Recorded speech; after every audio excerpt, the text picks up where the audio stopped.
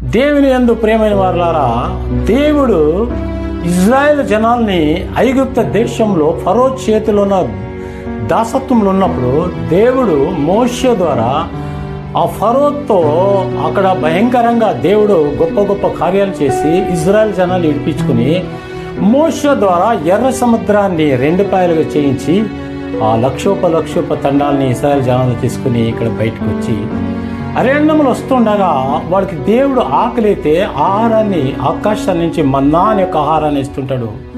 రేత్రిపూట అగ్నిస్తంభంగా, ఉదయపూట చల్లని మేఘస్తంభంగా వాళ్ళకి ఎండ తగలకుండా, రాత్రి చీకటిగా ఉండకుండా అద్భుత రీతిగా నడిపించుకుని అరణ్యం వస్తుండగా ఈ జనము దేవుని పైన మోజెస్ పైన సనుగులు గుణుగుతారు.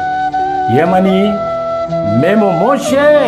మేము ఐగుప్త దేశంలో బానిసత్వంలో మేము మంచిగా ఉండేవాళ్ళం. అక్కడ మాకు మంచిగా తినడానికి దొరికేది, తినుము తాగుము సుఖించంగా ఉండేవాళ్ళం.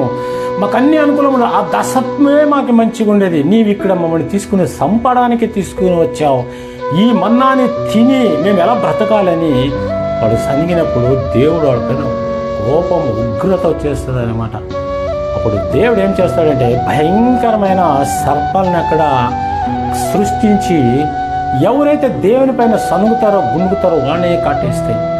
అప్పుడు మోషే దేవుని సన్నిధిలో పశ్చాత్తాపడి, తండ్రి నాయనా, ఈ జనాల్ని నేను ఇంత కష్టపడి నీ ద్వారా విడిపించుకుని వస్తే ఈ జనాలకి ఈ రీతిగా నీవు అరణ్యములో ప్రాణాలు తీస్తుంటే నేను చూడలేను. మొదట నా ప్రాణాన్ని తీసుకో, ఆ మీద నీవేమైనా చేసుకో అని దేవుడు సన్నిధిలో పశ్చాత్తాపం ప్రార్థన చేస్తాడు. నా స్నేహితులారా, మోజెస్ ప్రార్థనని వాళ్ళని కనికరిస్తాడు. Thank you Jesus.